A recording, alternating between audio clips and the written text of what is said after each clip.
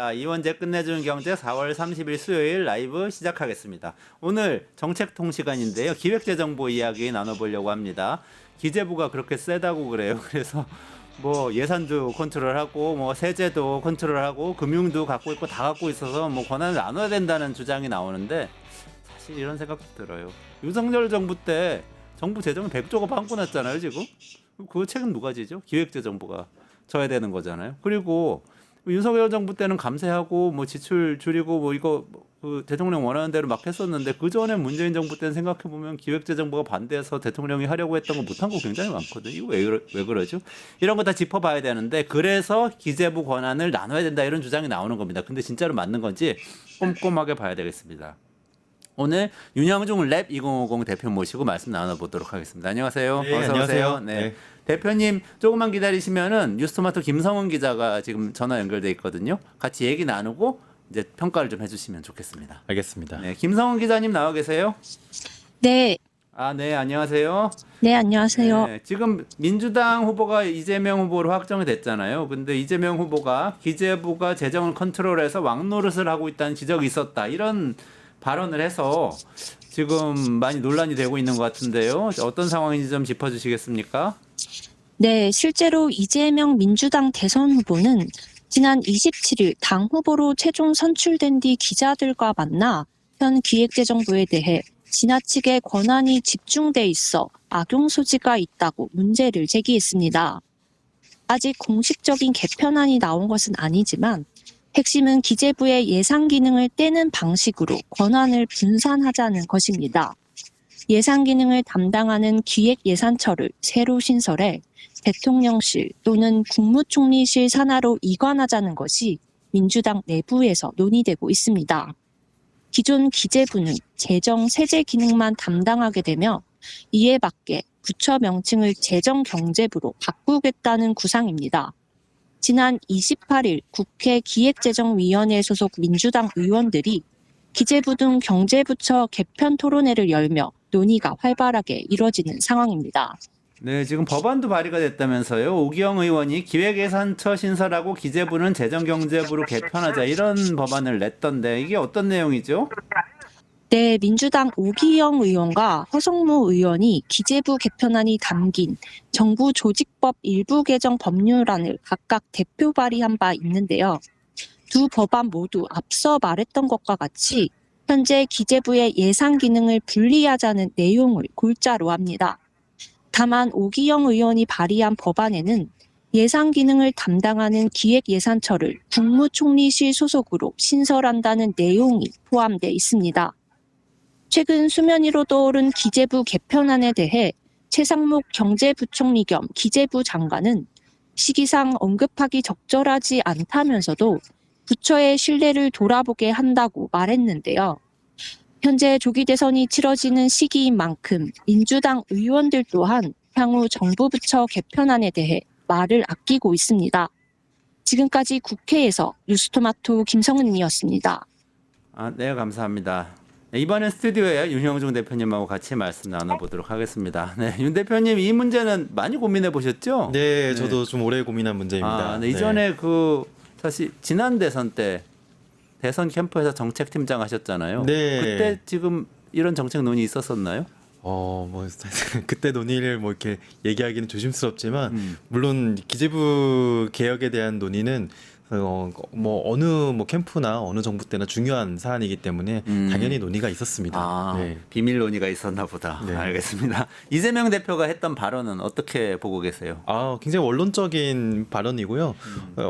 이재명 후보는 경기도지사 시절부터 홍남기 당시 이제 경제부총리에게 5가지 질문을 드립니다라고 할 정도로 기재부의 권한이 너무 집중되어 있고 또 그 집중이 본인이 생각하기에는 좀 이해할 수 없는 방식으로 그 권한이 행사되고 있다는 지적을 사실 이전부터도 여러 차례 한 적이 있었습니다. 사실 그런 발언에 비춰보면은 사실 이번 지적은 상당히 원론적인 발언이라고 볼 수 있습니다. 기재부가 어떤 일들을 하고 있기에 네. 권한이 너무 크다고 얘기를 하고 있는 거죠? 요 얘기가 이제 아주 조금 롱 스토리인데요. 근데 이제 뭐 한마디로 이렇게 말씀드리고 싶어요. 그러니까 차기 정부의 굉장히 중요한 과제로 검찰 개혁이 손꼽히잖아요. 그 이유가 뭐 사회 정의를 바로 세우려면은 검찰 개혁이 필요하다라는 생각들을 많은 분들이 공감하실 텐데요. 저는 먹고 사는 문제를 해결하려면 기재부 개혁이 필요하다. 아, 예, 그래요? 라고까지 제가 감히 말씀드릴 수 있을 것 같습니다. 왜냐하면요. 이게 역사적으로 보면 박정희 전 대통령이 집권하자마자 한 두 가지 행동이 있거든요. 네. 집권하자마자 한 두 가지 행동이 하나는 EPB라는 경제기획원을 만든 맞아요. 것이고요. 다른 하나는 중앙정보부를 창설한 것입니다. 그 두 가지를 네. 동시에 했거든요. 굉장히 빠르게 네. 집권하자마자 두 가지를 동시에 했는데 두 가지가 아주 밀접한 관련이 5.16 있습니다. 쿠데타 이후에 했던 예, 건가요? 예. 네, 두 가지가 어떤 밀접한 관련이냐면 중앙정보부를 통해서 공포 통치를 한 거죠. 그래서 정치적으로 자신한테 대항할 수 있는 세력들의 싹을 완전히 잘라버린 겁니다. 예, 공포 통치를 한 것이고 두 번째는 경제기획원을 통해서 어찌 보면은 당장의 위험만 막는 게 아니라 근간까지도 그러니까 어떻게 보면 지지를 확보하는 전략인 거죠. 그러니까 하나는 공포를 통해서 나한테 대항하지 못하도록 하고 하나는 경제기획원을 통해서 경제 성장을 이끌면서 이제 어떻게 보면 지지 기반을 마련했던 그런 이제 전례가 있는데요. 그때만 해도 경제기획원이라는 곳은 권한이 엄청나게 집중이 됐었거든요. 네. 그런데 뭐가 문제냐면은 당시에는 목적이 있었습니다. 네, 목적을 상실한 다음에 여전히 권한이 집중되고 있는 것이 문제예요. 당시에는 뭐 중화학공업, 뭐 초반에는 뭐 경공업부터 시작해서 5개년 계획 또 중화학공업 70년대 전환하는 과정까지 그 경제기획원이 주도를 해서 뭐 자본도 마련하고요. 그리고 재벌들 몇몇한테는 아예 섭외까지 해가지고 너희들 이런 사업 꼭 해라. 뭐 이렇게까지도 하고요. 권한이 정말 막강했었습니다. 근데 그 막강한 권한을 가지고 나름대로 목적의식을 갖고 일을 했던 것이거든요. 근데 저희가 이제 경제가 굉장히 다변화되면서 기획재정부는 국가 경제를 본인들은 아직도 이끌어간다라고 생각하겠지만 정부는 그 시장 경제의 한 축으로서 역할을 하는 것이지 사실은 지금도 여전히 막강한 권한을 다 갖고는 있지만 사실 목적은 잃어버린 상황. 그래서 지금 기획재정부의 그 조직 논리는요. 조직 보위, 조직 보신이 목적이 아닌가 예, 그런 지경에까지 이르렀습니다. 뭐를 갖고 있어요? 예산을 짠다는 건 많은 분들이 알고 있는 것 같아요, 이제. 네. 그래서 예산을 짠다. 그 권한, 그것도 뭐 큰 권한인데 그거 네. 말고 다른 것들이 네, 기재부에 있나요? 부서를 보면은 아는데요.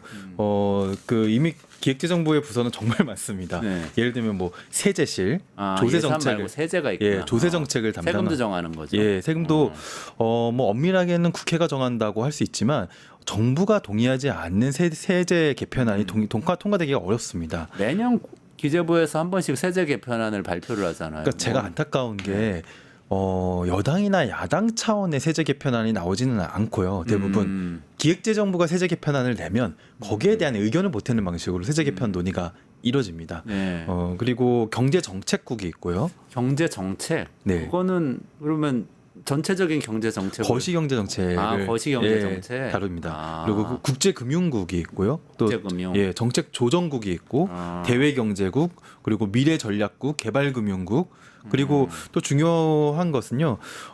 예산실 재정정책국, 국고국, 재정관리국 이런 국들이 있는데요. 이런 국들은 말 그대로 예산과 기금을 관리하는 역할을 하고 있습니다. 또 있구나. 그러니까 정부의 재산을 관리한다는 거죠. 그렇습니다. 그러니까. 또 하나 중요한 것 중에 하나가 공공정책국이랑 공공기관을 담당하는 또 역할까지도 하고 있습니다. 공공기관. 예, 수백 개나 되는 공공기관의 관리와 평가를 기획재정부가 담당하고 있습니다. 그러니까 예산, 세제 이것만 해도 센데 이제 공공기관도 가지고 있고 이제 국고국이라고 해가지고 실제 자산을 운영하는 것까지 하면서 전략까지 짜는 거니까. 그렇습니다. 이 정책 전략 요거까지 딱 깨면 우리가 전략 짜고 우리가 전략 짠 방향으로 예산도 투입해.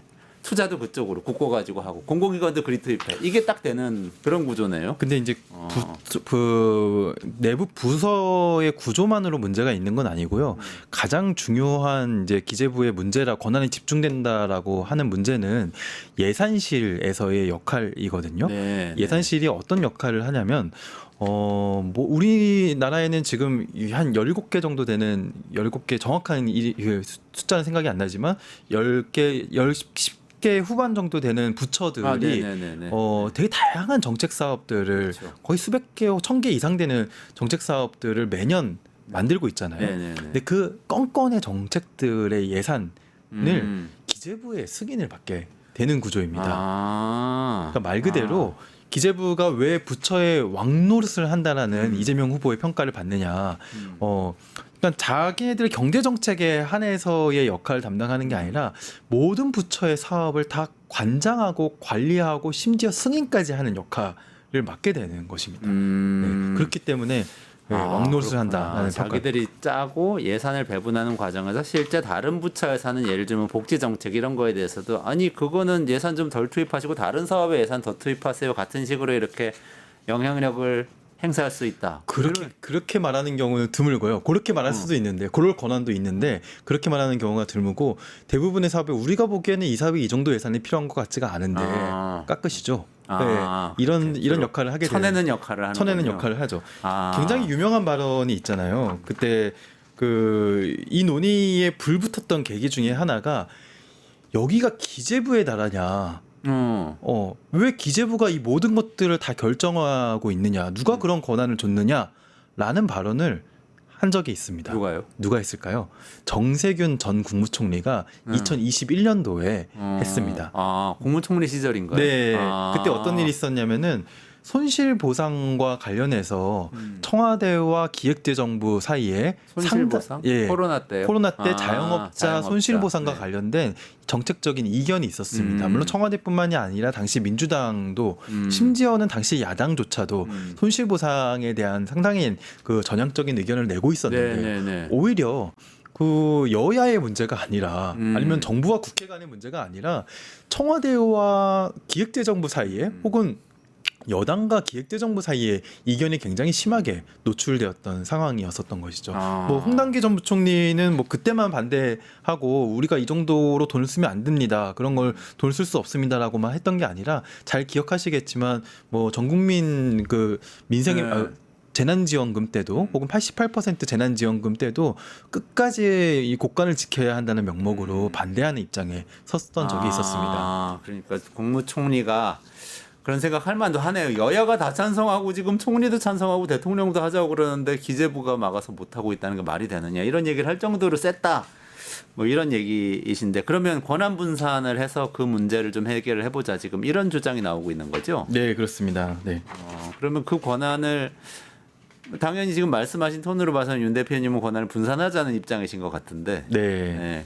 지금 아까 잠깐 저희 뉴스토마토 기자하고 말씀 나눴습니다만 오기영 의원은 아예 법안을 발의를 했네요. 네. 재정경제부와 기획예산처로 나누자. 네. 뭐 이런 구조인데 아까 말씀하신 것 중에서 기획예산처는 예를 들면 예산 부분을 중심으로 해서 그렇습니다. 뭐 집행되는 거, 성과 관리하는 거 이런 거 담당하고 네. 쪽에서 재정경제부는 세제하고 국고를 담당하는 구조. 이렇게 네. 지금 법안이 발의되어 있는데요. 네, 법안 발의되어 있습니다. 네. 여기에 대해서는 어떻게 보세요?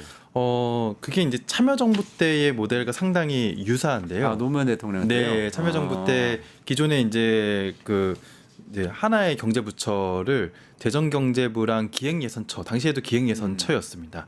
당시의 차이는 기획예산처를 하나의 부처로 취급을 해서 기획예산처 장관을 임명을 했었거든요. 근데 이번 이제 오기영 의원 안은 기획예산처를 총리실 산하로 두자라는 입장으로 조금 차이는 있습니다. 근데 기본적인 취지는 예산 기능을 분리해내서 예산 기능에 대한 정치적 책임성, 특히 이제 정권 차원의 책임성을 높이자라는 취지는 동일하다고 볼 수 있고요. 그런데 이제 중요한 것은 저는 이 조직 개편의 방법은 사실 여러 가지가 있습니다. 뭐 예를 들면 예산실 자체를 그냥 대통령실로 가져오자라는 그런 입장도 있었고요. 그게 뭐 사실 미국이 그렇게 하고 미국 시스템이 네, 미국 시스템이 그렇게 하고 있는데 미국 시스템은 좀 우리랑 다른 측면들도 많이 있습니다. 미국은 그 국회 의회의 예산의 권한이 예산의 견제권과 감시 권한이 굉장히 상당하기 때문에 또 예산에 대한 전문성도 상당하기 때문에 실질적으로 의회가 예산에 많이 개입을 하고 있는 구조고요. 또 정부도 정부 나름대로 대통령실에 직접 예산실을 두면서 운영을 하고 있는데 우리가 이제 좀 배경을 이해할 필요가 있습니다. 대부분의 선진국들이 의원 내각제를 채택하고 있지 않습니까? 네네네. 네, 의원내각제 국가에서는 각 부처를 정치인들이 직접 책임지는 구조가 됩니다. 그렇죠. 그렇기 때문에 네네. 다 장관을 맡죠. 예, 국회의원들이. 그렇습니다. 네. 그렇기 때문에 본인들이 그 부처를 잘 운영하는 것이 어찌 보면 정치적인 책임을 묻게 되고 그 이후에 그 장관직을 그만두는지 아니면 그 정권이 유지되는지 그만하는지를 결정되기 때문에 네네. 어떤 한 조직이 선출되지도 않은 조직이 자신들의 조직의 보위를 위해서 막강한 권한을 계속 유지하는 그런 사례는 생기지가 않거든요. 아. 이거는 우리의 일종의 박정희 시대의 유산과도 같은 그러니까 기획재정부 쪽에 힘을 막강하게 몰아줬는데 지금은 그 기획재정부가 오히려 새로운 미션을 하게 방해되는 그런 상황이에요. 왜냐면은 지금은 우리가 이전에 하지 않았던 정책 아니면은 지금 이전보다는 조금 더 전향적인 정책을 해야 되는 그런 상황인데요. 기획재정부 입장에서는 그런 정책을 하면 자신들이 책임을 져야 할 수도 있고 네. 또 어찌 보면은 자신들이 국간을 지키거나 자신들의 권한을 놓지 않는 것이 제일 중요한데 국간을 못 지키게 되는 상황이 생길 수가 있잖아요. 그렇기 때문에 그런 상황이 오는 것을 계속 반대하는 형태로 일을 하게 됩니다. 그러니까 말씀을 듣고 보니까 그러네요. 의원 내각제 같으면은 다 장관이 의원들이니까 그 뭐 정당이 책임지는 거잖아요. 결국은 그 부처 일 못하면은 뭐 그 의원이 정치적 책임지고 그 정당의 지지율 떨어지고 이렇게 될 거고 대통령제는 사실 미국식 대통령제는 보면은 거기는 아예 장관들 미니스터라고 부르지도 않고 그 시크리터리라고 부르잖아요. 네. 대통령이 그냥 직접 관할하면서 일종의 비서진처럼 대통령이 쫙 밀고 가고 그러니까 당연히 대통령 직속 예산 오피스가 있고 네. 그런 거잖아요. 백악관에서 이렇게 직할로 하고 하지만 또 미국은 의회에서도 그 예산처가 있는 거죠. Congressional Budget Office라고 또 그 리포트를 찾다 보면 그런 게 많이 나오던데 그 의회에서도 나름대로 또 예산 작업을 하는 거죠. 예.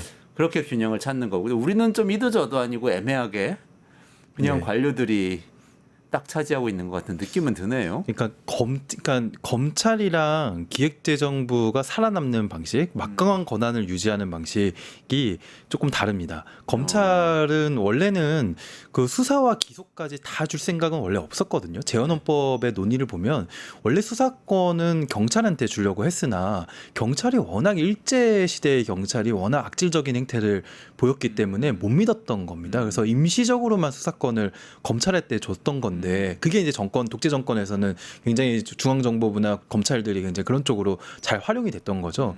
근데 지금은 이제 계속 그 권한들을 어떻게 유지할지를 그 논의를 그 안에서는 권력자 한 명을 잘 붙잡는 방식으로 유지를 했던 거죠. 근데 기획재정부는 그것보다는 그 불행하게도 윤석열 씨가 거기에 그렇죠. 마지막 정점을 찍은 거죠. 예, 그 권력자를 한 명을 잘 붙잡는 방식. 그리고 민주당 정부 시절에는 오히려 그 초반에는 잘 돕다가 마지막에는 이제 배신을 맞아요. 때리는 방식. 그러니까 이런 방식을 이제 반복하면서 권한을 유지를 했다면은 수사 기소 동시 권한을 유지했다면은 기획재정부는 자신들의 권한을 그러니까 어찌 보면은 이렇게도 표현할 수 있는데요. 각 영역에 그 모든 권한을 쥐고 있는데 쥐는 방식 중에 하나는 국간을 지키는 것과 그리고 두 번째는 그래도 상당히 기재부 관료들이 엘리트로 유명합니다. 엘리트로 유명해서 그 정권이 필요로 하는 정책들을 빠르게 생산해주고 결국에는 이제 청와대를 장악하는 방식 이런 방식으로 그리고 일을 잘하는 그런 이제 포지셔닝을 취하면서 그러니까 좋은 의미의 일을 잘한다고 저는 보여지진 않아요. 물론 일을 굉장히 잘하긴 잘하는데 그 목적의식이 없이 일을 잘하는 그런 부분들이 있거든요. 그래서 그런 방식으로 이제 권한을 유지를 해왔던 거죠. 네, 그러니까 어쨌든 간에 지금 우리나라 애매한 상황은 이게 대통령이 완전히 책임지는 구조도 아니고 정당이나 의회가 그러니까 정치인들이 책임을 완전히 지는 구조도 아니면서 독립적으로 검찰이나 기재부 같은 이런 관료 조직들이 자기가 결정하고 자기가 책임지는 것 같은 역할을 계속 하고 있는데 이건 기형적이다. 맞습니다. 보시는 거. 그럼 네. 부처를 쪼개기만 하면 그게 해결이 되나요? 전혀 그렇게 해결되진 않고요. 부처를 쪼개는 거는 사실 시작에 불과하고요. 만약에 부처를 쪼개는 걸로 그친다면은 아마 기재부 지금 중요한 관료들은 겉으로는 겁먹은 표정을 짓고는 있지만 연기로 겉으로는 겁먹은 표정을 짓고는 있지만 속으로는 막 웃음을 감출 수가 없을 겁니다. 왜 그렇죠?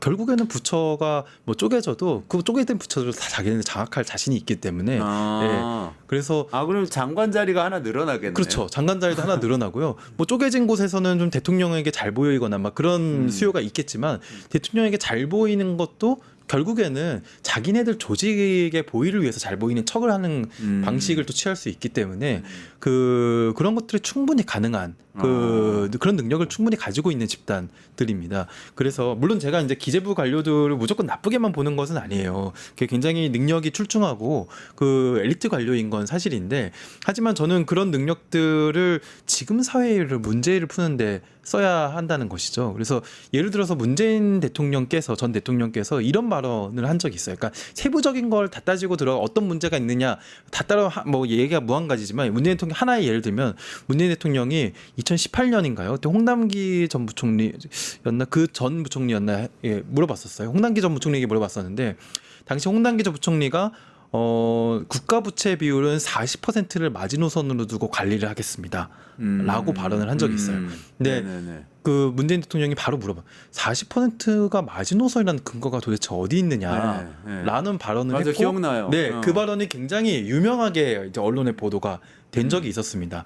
그러니까 말 그대로 40%를 지키는 이유가 제가 보기에는 물론 국가 부채를 엄밀하게 관리하려는 측면도 있겠지만 그렇지만 OECD 평균은 왜 100%가 넘는 것인지 우리나라 경제 규모와 이런 걸 맞춰 봤을 때는 도대체 몇 퍼센트가 적정 수준인 건지 이런 게 없고요. 그냥 아주 일률적인 지표를 하나 가져오고 나서 그 지표를 무조건 지켜야 된다는 겁니다. 근데 그 지표를 지키려면 어떻게 해야 되냐? 모든 부처가 나한테 와가지고 사업할 때마다 다 사인을 받아가야 된다는 것입니다. 네. 그렇게 하면 지킬 수 있다는 거예요. 그러니까 놓지 않으려는 거거든요. 그리고 홍남기 전 부총리는 굉장히 문제가 많은 게 당시에 재정준칙을 갑자기 도입한다고 굉장히 독단적으로 막 추진을 하고 있었거든요. 그게 뭐냐면은 1년 동안 정부가 적자의 규모를 GDP 대비 3% 이내로 해야 된다는 거예요. 그리고 그때 막 같이 짝을 맞춰가지고 국민의힘 쪽에서도 3% 이내로 꼭 지켜야 된다. 라고 했었잖아요. 윤석열 정부 3년간 3%가 지켜진 적이 단 한 번도 없습니다. 네. 그러니까 본인들도 그렇게 믿지는 않는 거죠. 예. 근데 그런 얘기를 하면은 또 어떤 분들은 그냥 일반적인 시청자분들이 이렇게 생각하실 수도 있어요. 아니 정부가 윤석열 정부가 잘못한 거 아닌가?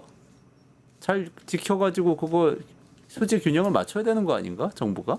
네. 그런 역할을 기재부가 하고 있는 거는 아닌가? 이런 생각을 하실 수도 있는데요. 그러니까 지금 경제 상황으로 봤을 때는요. 전 세계 어느 정부나 마찬가지로 지금처럼 내수 경기가 어려울 때는 정부가 적극적으로 재정을 쓰잖아요. 그건 너무 당연한 것인데 근데 적극적으로 재정을 쓴다는 것이 기재부 내부 논리에 맞지 않을 경우에는 기재부가 반대할 수 있다는 것이죠. 그리고 실제로 코로나 같은 굉장히 위중한 상황에서도 굉장히 이제 그 재정 지출에 소극적이었었고, 그리고 심지어는 문재인 정부 때는 그렇게까지 소극적이었는데 윤석열 정부 때는 갑자기 내수 재정을 긴축하면서 감세까지 해가지고 2023년에 세수 결손 53조 원. 56조 원, 그리고 2024년에는 30조 원의 세수 결손이 발생했잖아요. 근데 더 놀라운 것은 그런 세수 결손이 발생하고서도 그러면 돈을 어디서 메꿀 거예요? 못 메꾸잖아요. 그래서 돈을 안 쓰거나 안 줘버리는 방식으로 돈을 안 메꿔버린다는 거죠. 기재부가 이제는 헌법까지 위반해가면서 거의 전횡을 저지르고 있는데도 어찌 보면 그것을 제대로 통제를 하지 못한다는 것이죠. 근데 물론 기재부가 그렇게 한 것은 기재부만의 논리가 아니라 정권 차원에서 그렇게 정권의 이익에 부합하기 때문에 그렇게 한 측면이 있습니다. 그러면 아까 그 얘기로 처음에 부처 개편 얘기로 돌아가서 일단 부처 개편만으로는 개혁은 안 된다. 오기영 의원이 발의한 부처 개편안도 뭐 그게 출발점일 수는 있지만 그것만으로 개혁은 안 된다고 하셨는데 일단은 네. 그러면 얘기를 단계를 이런 식으로 정리해 보면 어떠세요? 일단 부처를 개편하면 어떤 효과가 있는지, 네. 지금 말씀하신 그 문제들이 어느 정도 해결될 수 있는지, 그리고 그게 충분하지 않으면 다음엔 어떤 걸 해야 되는지. 네. 그러면 요 앞단부터 좀 설명을 해주시겠어요? 부처 개편을 하면요. 일단 예산 기능을 기획재정부에서 가져올 수 있잖아요. 그리고 그 예산 기능은 국무총리실과 대통령실에서 직접 관리하는 체계, 물론 아직 안이 확정은 되지 않았지만요. 그런 체계가 지금 논의되고 있는데요. 그렇게 만약에 하게 되면 대통령과 국무총리의 입장에서 정권을 잡은 정권의 입장에서 꼭 하고 싶은 일, 그리고 꼭 해야 된다고 생각하는 일들에 적절하게 예산을 편성하는 것이 가능해지겠죠. 네, 지금까지는 그런 식의 사업을 추진하려고 했을 때 기획재정부의 강력한 반발에 직면을 했었고요. 기획재정부를 결국 넘어서지 못해서 정권 차원에서 꼭 해야 되는 일을 적극적으로 하지 못한 그런 측면들이 있었거든요. 그래서 그런 일들을 할 수 있을 것이고 또 구체적으로 각 부처에서도요. 예를 들면은 영유아의 발달과 관련된 정책들을 이런 식으로 해야 된다라는 이제 정책 기조를 잡았어요. 보건복지부에서 그런 정책을 하려고 할 때 그런 정책에 대해서 잘 알고 있는 사람이 과연 보건복지부의 담당자일까요? 아니면 기획재정부의 예산실 사람일까요? 복지부 담당자겠죠. 복지부 담당자겠죠. 네. 근데 초반에는 돈을 조금 더 쓰지만 안착이 되면 조금 더 돈을 적게 쓰는 구조로 정책들을 설계할 수 있어요. 근데 만약 그런 정책을 설계한다고 해서 기획재정부 예산실을 설득할 수 있을까요? 여태까지는 못했습니다. 지금 네. 민주당 안은 화면에 나오고 있는 저 안이거든요. 저희가 정리를 좀 해봤는데 네. 저게 맞죠? 네. 오기영 의원 아니죠? 민주당 안이라기보다. 그렇습니다. 그러면 이제 기획재정부는 기획 예산 기능하고 나머지 기능을 분리를 하고 부처를 네. 그리고 그거를 금융위원회하고 통합해가지고 지금 금융은 따로 나가 있으니까 네. 그러면 통합해서 그런 경제부처를 하나 만들고 네. 이렇게 되는 거네요. 그러면은 근데 저렇게 됐을 때 네. 그럼 총리실이나 대통령실에서 새로 생긴 이 기획예산처를 통제를 하기 때문에 예를 들면 복지 네. 사업을 새로운 거를 정권 차원에서 하고 싶다 했을 때 좀 그 예산을 받기가 상대적으로 수월할 것이다. 이런 그렇습니다. 얘기네요. 그거에 쌍을 맞춰서 같이 해야 되는 것 중에 하나가 조직 개편과 함께 같이 해야 되는 것이 노무현 정부 때는 총액 배분 예산제라는 표현을 썼는데요. 네. 뭐 쉽게 얘기하면 이런 겁니다.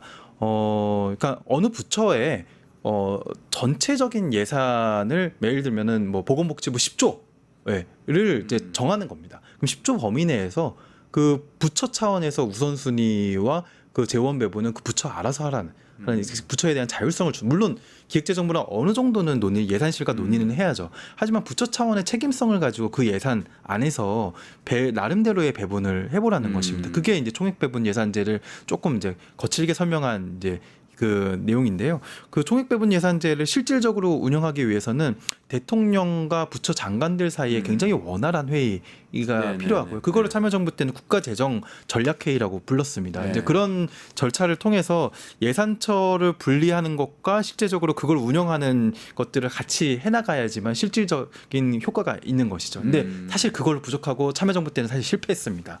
예. 제대로 안 됐어요? 상당 부분 그래도 이제 성공한 측면도 있었지만 결과적으로는 다시 돌아오기도 했고 네네. 또 이제 결국 그 모든 것을 기획재정부가 장악을 해버렸잖아요. 예. 나중에 그러니까 그렇게 가다가 결국 예산 기능이 다시 합쳐져서 기획재정부가 된 거죠. 그렇죠. 그때, 예. 그때 기획예산처하고 재정경제부를 이렇게 나눴었다가 기획재정부로 이명박 정부가 다시 합쳤습니다. 이명박 정부 때 네. 다시 합쳤고 그게 지금까지 이렇게 온 셈이군요. 네. 그러면은 일단은 개편하는 게 좋겠다 네. 이런 입장이시고 더 뭘 해야 되냐? 네, 그 다음 단계는 네. 어떤 거예요? 아까 그것만으로는 그래도 부족하다고 네. 그러셨잖아요. 그거 말씀드리겠습니다. 진짜 중요한 것은 결국 사람이에요. 예. 누가 기획재정부 장관이 되느냐, 그렇죠. 누가 기획재정부 차관이 되느냐, 네. 누가 기획재정부 실국장이 되느냐, 누가 기획재정부 서기관 사무관이 되느냐. 사실 그게 중요합니다. 왜냐하면은 그 결국에는 일은 사람이 하는 것이고, 네. 예. 그 기획재정부 장차관은 여태까지는 기재부 관료 출신이 아닌 사람이 거의 없었어요. 예. 특히 그 오히려 이제 보수 정부에서는 국회의원들이 기획재정부 장관에 가는 경우가 많이 있었거든요. 대표적인 사람이 뭐 최경환, 아 박근혜 정부 추경호. 때. 추경호. 네, 뭐 박재환, 뭐 다 그런 사람들 다 그 보수 정부에서 국회의원을 하다가 예, 기획재정부 장관이 됐습니다.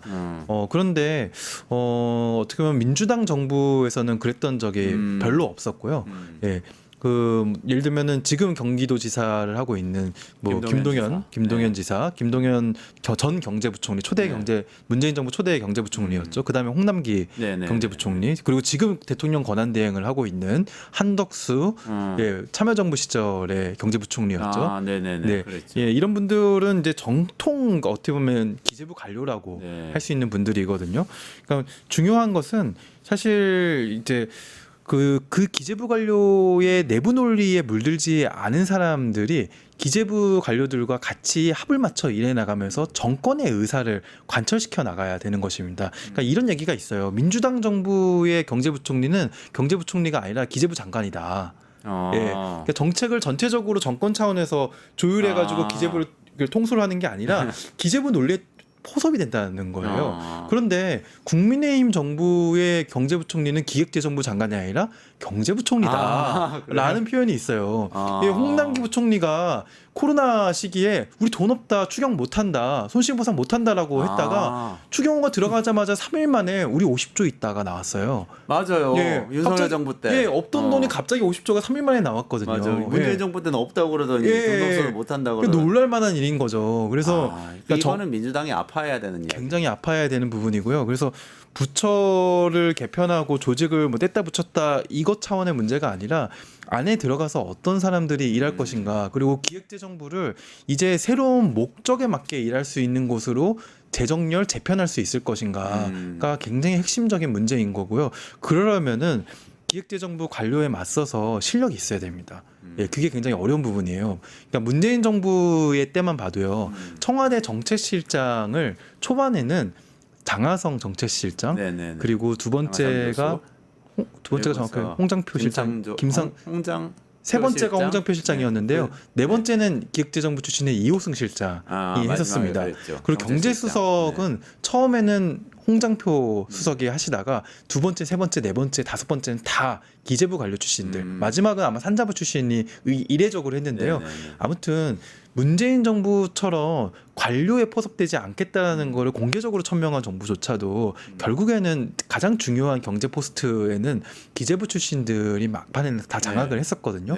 물론 그분들이 기재부 논리에만 포섭됐다라고 저는 평가하고 싶지는 않지만요. 그래도 이제 그 완전히 기재부를 통솔하는 입장이었다라고 보기는 어렵다. 그건 아마 컨센서스가 있는 의견일 거라고 봅니다. 그러면은 기재부 장관을 기재부 출신 아닌 사람으로, 만약 이번에 민주당 집권이 현재로서는 유력하니까 민주당이 집권한다면 그렇게 해야 된다는 의미이신가요? 기재부 출신이냐 아니냐는 중요하지 않은 것 같아요. 추경호도 엄밀히 보면 기재부 차관 출신, 기재부 출신이죠. 차관 출신이니까요.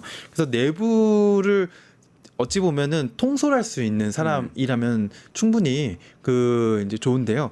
근데 예를 들어 민주당에서는 정권의 그 정체성, 그 정당의 정체성을 가지고 정권이 꼭 하려고 하는 일을 기재부의 관료들과 함께 같이 잘 해나갈 수 있는 인물들로 당의 사람을 기재부 장관으로 보낼 수 있느냐, 이게 가장 첫 번째 시험대에 오르게 되는 것이겠죠. 그래서 만약에 민주당이 집권을 하게 되면은 경제부총리 후보가 누가 되는지가 어찌 보면은 이 기재부 개편보다 더 중요한 이슈가 될지도 모릅니다. 그리고 기재부 장관, 그러니까 경제부총리 후보자뿐만이 아니라 경제부총리, 그 기획재정부와 경제부처에 들어가서 일할 수 있는 민간 전문가, 그리고 당의 정책 전문가가 얼마나 있는가가 굉장히 중요한 관전 포인트라고도 볼 수 있습니다.